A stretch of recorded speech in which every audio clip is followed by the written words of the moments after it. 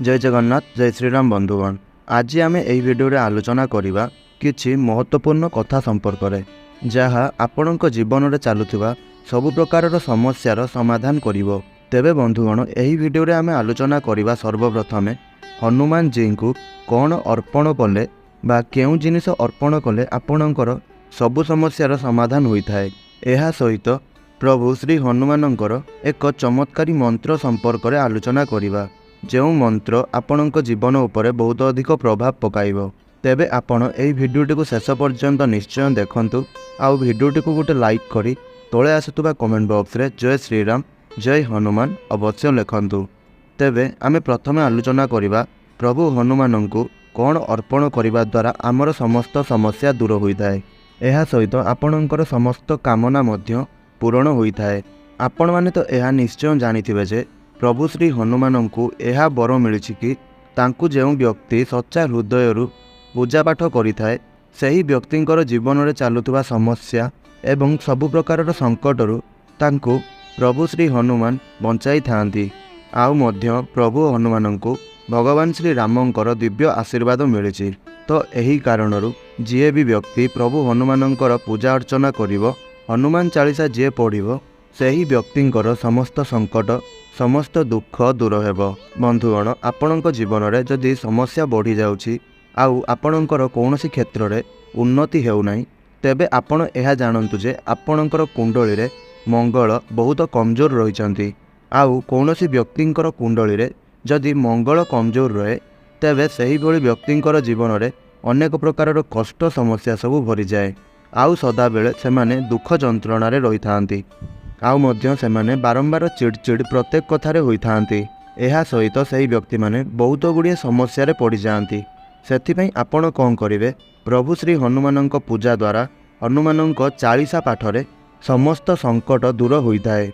आउ एहा सहित मध्य आपणकर मंगल ग्रह मजबूत होता है एवं आपणक कुंडली रे मंगल को मजबूत करिबा पाई आउ आपणकर दुर्भाग्य को सौभाग्य रे परिणत करिबा पाई आपण प्रभु श्री हनुमान को लाल फूल निश्चिंत भाव में अर्पण करंतु। आउ एही फूल को आपण मंगलवार किंबा शनिवार दिन अर्पण करिवे। आउ मध्य आपण जदि चाहिए एही मंदार फूल रे एक माळ प्रस्तुत करी प्रभु श्री हनुमान को एही मंगलवार किंबा शनिवार दिन आपण अर्पण करिपारिबे। एहा सहित आपण हनुमान चालीसार पाठ करंतु। आउ जदि आपण मंदार फूल पाउनांती तेबे नाली रंगर गुलाब फूल मध्य प्रभु श्री हनुमान को अर्पण करिपारिबे। एहा परे आपण प्रभु हनुमान को गुटा फल अर्पण करी प्रभु हनुमान जी पाखरे आपण श्री हनुमान चालीसा 11 थर किंबा 108 थर आपण पाठ करिपारिबे। निश्चिंत रूप से आपण जदि 11 थर भी यह पढ़ती यह आपणक पई बहुत लाभप्रद होता है। आउ आपण जदि रोग मुक्ति पाई चाहुछंती तेबे आपण प्रथम 11टी रुटी करी सही 11टी रुटी को मंगलवार दिन किंबा शनिवार दिन आपण कुकुर को प्रदान कर दियंतु। आउ एही कार्य को करिसारिबा परे आपण हनुमान चालीसार पाठ करंतु। तो बंधुगण जदि आपण एहीपरि करूछंती तेबे आपणकर रोग मुक्ति हो जाइथाए। एबे जानंतु ऋण मुक्ति पाई मंगलवार किंबा शनिवार घरे किछि लड्डू आपण करंतु नहेले लड्डू किणी करी आनी आपणकर घरे थिबा छोट छोट पिलामानंकु बांटी दियंतु।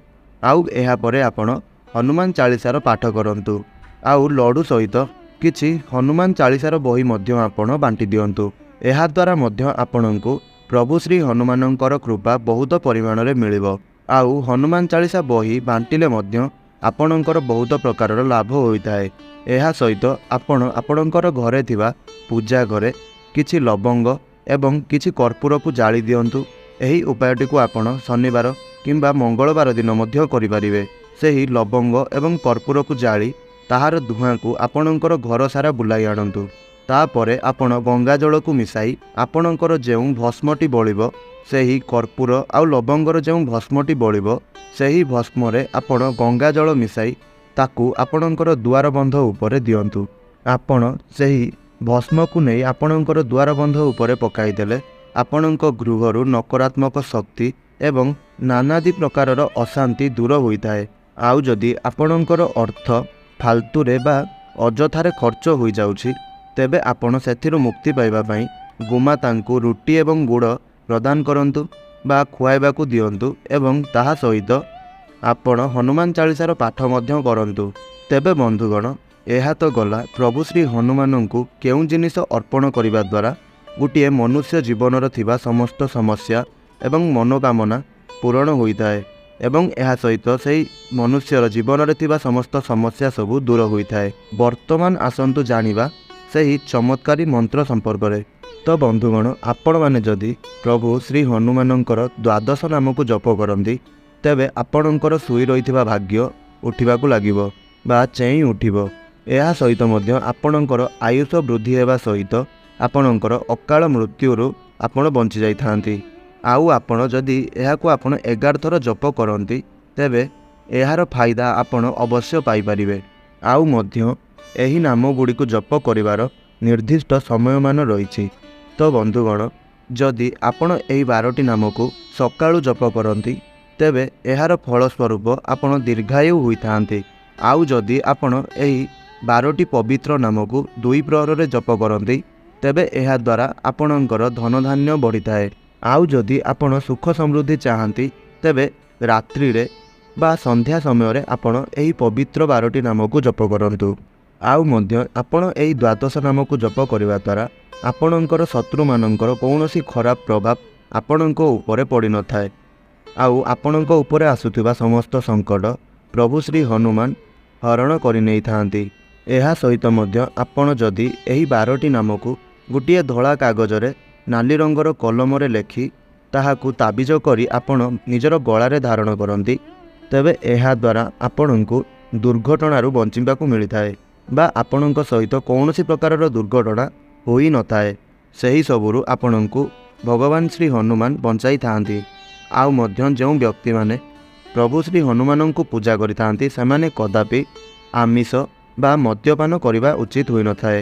ଆଉ ମଧ୍ୟ ଏହି ଦ୍ୱାଦଶ ନାମକୁ ନେଇ ଗୋଟିଏ ମନ୍ତ୍ର ରହିଛି ଯାହା ଆପଣ ସ୍କ୍ରିନ୍ ଉପରେ ଦେଖିପାରୁଥିବେ। ବନ୍ଧୁଗଣ, ଯଦି ଆପଣ ଏହି ମନ୍ତ୍ରକୁ ବା ଏହି ଦ୍ୱାଦଶ ନାମକୁ ପାଠ କରୁଛନ୍ତି ତେବେ ଆପଣଙ୍କର ସମସ୍ତ ବିଘ୍ନର ବିନାଶ ହୋଇଯାଇଥାଏ। ଏହି ଦ୍ୱାଦଶ ନାମର ଆପଣ ଜପ କରି ଆପଣଙ୍କ ଜୀବନରେ ଚାଲୁଥିବା ସମସ୍ତ କଷ୍ଟ ସମସ୍ୟାକୁ ଆପଣ ନିଶ୍ଚିନ୍ତ ଭାବରେ ଦୂର କରିପାରିବେ। ତ ବନ୍ଧୁଗଣ, ଏହା ଥିଲା ସେହି ଚମତ୍କାରୀ ମନ୍ତ୍ର ଯାହାଦ୍ୱାରା ଆପଣଙ୍କର ଜୀବନରେ ଆସୁଥିବା ସମସ୍ତ ସମସ୍ୟା ଦୁଃଖ କଷ୍ଟ ଦୂର ହୋଇଯିବ। ତେବେ ଏହା ଥିଲା ସେହି 2ଟି ଉପାୟ ଯାହାଦ୍ୱାରା ଆପଣ ଲାଭପ୍ରଦ ହୋଇପାରିବେ। ଯଦି ଆପଣଙ୍କୁ ଏହି ଭିଡ଼ିଓଟି ଭଲ ଲାଗିଥାଏ ତେବେ ଆପଣମାନେ ଏହି ଭିଡ଼ିଓଟିକୁ ଲାଇକ୍ କରନ୍ତୁ, ସେୟାର କରନ୍ତୁ ଏବଂ ତଳେ ଆସୁଥିବା କମେଣ୍ଟ ବକ୍ସରେ ଜୟ ଶ୍ରୀରାମ ଜୟ ହନୁମାନ ଅବଶ୍ୟ ଲେଖନ୍ତୁ। ଆଉ ଏହିଭଳି ପ୍ରତିଦିନ ବିଭିନ୍ନ ପ୍ରକାରର ଉପାୟ ସମ୍ପର୍କରେ ଜାଣିବା ପାଇଁ ଆମର ଏହି ଚ୍ୟାନେଲ୍ ସହିତ ଆପଣମାନେ ଯୋଡ଼ି କରି ରୁହନ୍ତୁ। ଆଉ ଆପଣମାନେ ଏହି ଭିଡ଼ିଓଟିକୁ ଶେଷ ପର୍ଯ୍ୟନ୍ତ ଦେଖିଥିବାରୁ ଆପଣମାନଙ୍କୁ ବହୁତ ବହୁତ ଧନ୍ୟବାଦ। ଜୟ ଶ୍ରୀରାମ ଜୟ ଜଗନ୍ନାଥ।